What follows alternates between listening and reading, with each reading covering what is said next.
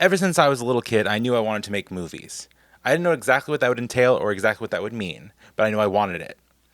So when I was at the age to start looking at colleges, I found the first pop-up ad for a film school and I ran with it and I didn't look back.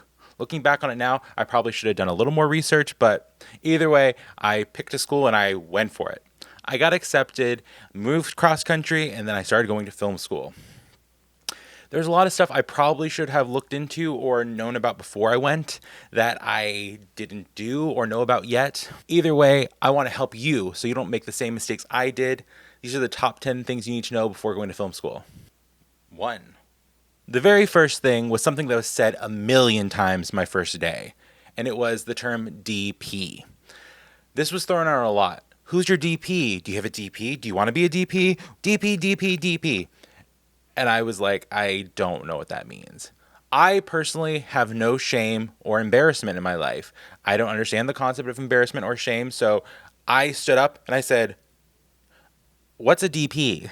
Everybody looked at me like, how do you not know what a DP is? Oh, DP. I was like, I'm 18. I'm a kid. I didn't know anything about terms. I thought I was going to school to learn these terms. No, this was a term that I was expected to know already. DP is an abbreviation for director of photography. Makes sense? Easy enough to figure out, I guess, but I just didn't know. So when you go in, when they start saying DP, that means director of photography. Or in other terms, that would be like a cinematographer. This is very important connections to start knowing about because realistically, that is going to be one of your closest partners and allies when it comes to filmmaking. If you are going for directing, you will definitely want to find a good DP to work with. Or if you are trying to go down the route of being a cinematographer, it might be good to know that they will start calling you DP because that is the most common abbreviation that I noticed was being used in film school.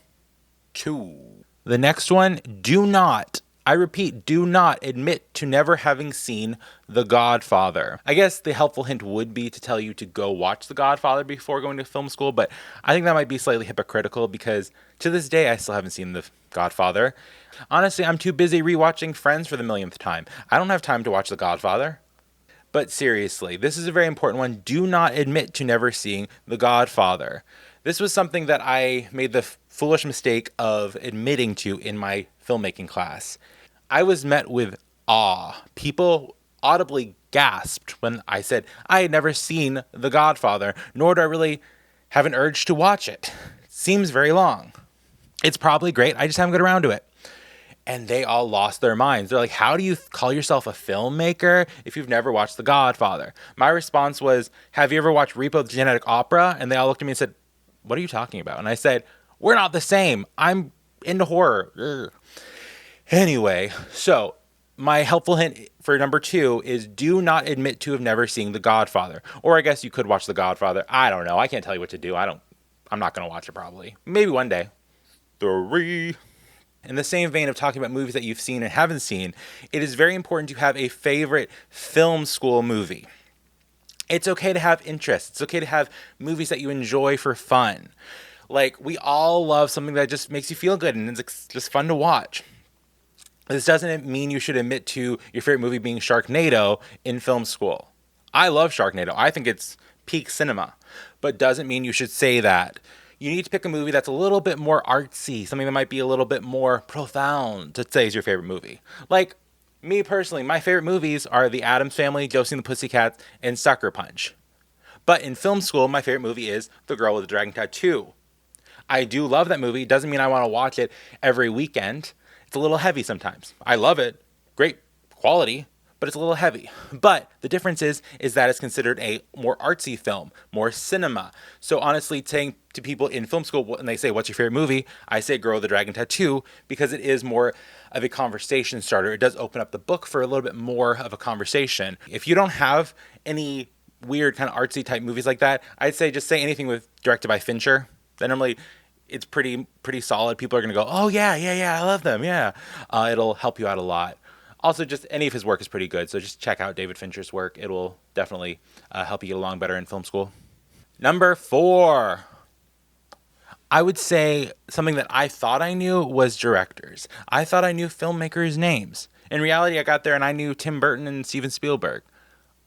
I should have done some research. So honestly, look up some big, profound directors. So it'll just help you to kind of get your learning started early. Good ones to look into, like I said, are David Fincher. A lot of people talk about Nolan. I've noticed my film school was obsessed with Tarantino. Like literally, anytime you did anything that was slightly different, they're like, "You're the next Tarantino." And I said, "I've seen Kill Bill, parts of Kill Bill Volume 2." No, I'm just kidding. I love Kill Bill, but look into other directors that you might not necessarily have watched before. Definitely do a little bit of research. It'll help you out tremendously on making better connections and being able to relate to your classmates, because they're all going to know all these crazy directors' names that you might not have looked into yet. So do a little research ahead of time. I would definitely say it helps out a bunch. 5. Starting film school, you're most likely not going to have a lot of equipment or a kit. Despite not having a kit, you might have some sort of equipment. You might shoot something on like your camera you've had forever, or just something that isn't particularly the best quality of equipment. If you are starting with the best quality of equipment, I really can't help you here. You can skip this segment and go to part 6. But if you are like I was, and if you were starting off with kind of less well-known equipment, here's a very helpful hint that I was actually taught in one of my classes. This was actually told to me directly by one of my teachers. If you are, let's say you're shooting on a Nikon Coolpix like I was. Great camera. My first one, I still have it. I still use it sometimes. But instead of saying, "Oh, I shoot on a Coolpix," say you shoot on a Nikon. That'll just make it sound more professional and help people to take you a little bit more seriously. Just always say the brand name first. Say, "Oh, I use a Nikon. I use a Canon. I use a Sony." You don't have to go into detail unless they ask. When they do ask, directly tell them the truth. Don't lie. Never lie. It's okay to just say the brand name. That does come across a little more professional and seem a little bit more like you know what you're talking about. That was a little helpful hint, because I was telling people I shoot on a Coolpix, and they're like the little camera you bring to parties, and I said no, it's different. Number 6. If you can get a hold of any kind of video editing software before you start film school, this will help you out tremendously. I was lucky enough to grow up on Windows Movie Maker. This taught me at least the fundamentals. I know it sounds crazy and a little silly, but it actually did help out a lot, especially when I noticed other people who had never touched editing software before in their life. It took them a lot longer in class. They had used a lot more class time up on learning things like from the ground up, versus where I could kind of excel a little bit more on editing because I'd already had a bit of a ground foundation. So definitely, if you can get a hold of any kind of editing software, even if it is something as simple as like something that's already installed in your phone or your computer, this will help you start having an understanding of the terms of editing and get you a kind of acquainted with what you're going to have to do. It'll just help you out in the long term. So definitely try to get a hold of some sort of video editing software. This is where you will start to see yourself be able to kind of grow faster and move up the ranks when it comes to your class and whatnot. 7. When it comes to a cinematography class or anything along the lines with cinematography, I would suggest get yourself a DSLR camera. They are a little pricey sometimes, but if you can get a hold of any kind of camera that would give you the basis of a DSLR, that would really help out. I was not able to do this, so when I went into cinematography class, I had no idea what was going on. To this day, I don't really know what an f-stop is. I just know it has a little thing that you have to do, and it does the thing to make it look good.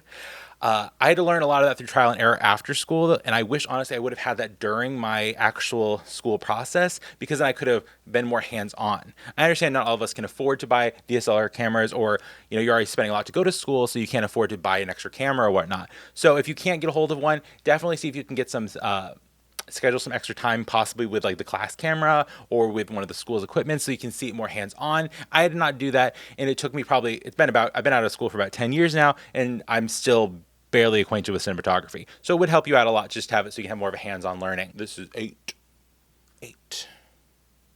Speaking of programs, it will help out a lot to look into script writing programs or screenwriting programs. These can be, again, a little bit pricey too. There are some really good free or affordable programs. I know Celtics is a really good one that I was taught about in school. This is also going to teach you a lot about just kind of formatting. It'll kind of teach you early formatting, so you don't have to do it all in class. That way you can spend a lot more time on actual storytelling. Like I said, Celtics does have it offers like, I think, one free script, and then you can also get like a pretty affordable subscription. This is pretty helpful. I use Final Draft. That was the industry standard when I was in school, and that's one I still use. But if you can get a hold of some sort of script writing program before you start classes, this will help you out to learn more about what you're going to be doing, and also help you to learn how to read scripts properly too. This, I think, is a very positive thing to do, just to be a bit ahead of the curve, so you're not being 10 steps behind. 9. Get yourself a business card. I know this is very old fashioned and people don't do this anymore. Have a business card. Film school is not really about what you learn, it's about making those connections. And the best thing you want to do is make sure your name is out there. If it comes time to crew up with people in your school and it comes between you and another person and they have your business card and they have no way to contact the other person, you're going to get the job. Honestly, something as simple as giving out a name, email on a business card to your classmates, that'll help you out tremendously in the long term. It leaves an impression. And again, it might seem old fashioned, but it's tried and true for a reason. Get you a business card. Have a couple in your pocket when you start classes. This will help you out tremendously. Also, get your name out there so people start remembering you. Because at the end of the day, it's not about getting A's in class, it's about making those connections. So get a business card. 10. My last hint: when the school offers a class mixer or a school mixer, go to it. I didn't do this. I'm not very social when it comes to mixers. I would prefer one-on-ones. But again, like I said in tip 9, it's about the connections you make. If the school is offering you a school sanctioned mixer, go to it. I'm not saying go to the parties. You don't have to go to people's parties. No one cares. It's your life. Do what you got to do. But when a school offers you a mixer, go to that mixer. It will help you out tremendously by making more connections with people around you, and in the long term, make you some connections that can help you out when it comes to your actual career. Also, if the school offers like a school of if you have like a filmmaking school and an acting school and they offer a mixer for that, go to that. You're going to want to meet some actors, because honestly, the biggest thing I've noticed is a lot of the actors I met in like classes or in the hallway became very big, and I wish I would have had better connections with them so it wouldn't be awkward to just hit them up randomly out of the blue. So like I said, make sure if there is a school sanctioned mixer, go to it. This will help you out tremendously and also help you to get more acquainted with your class, more with your school. Like I said, I didn't do it, so if you don't do it, I get it. But honestly, I think it would have helped me. I wish somebody would have pushed me, because that's where a lot of these connections are made, and that's where the business really happens.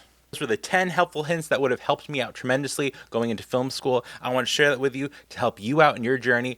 I hope you have the best time, and I hope you have so much fun making art. It's a great experience, and it really is a fun time. So just enjoy it along the way too. It doesn't need to be too stressful. Just have fun, enjoy your work, get what you need to do, and just chase after that art.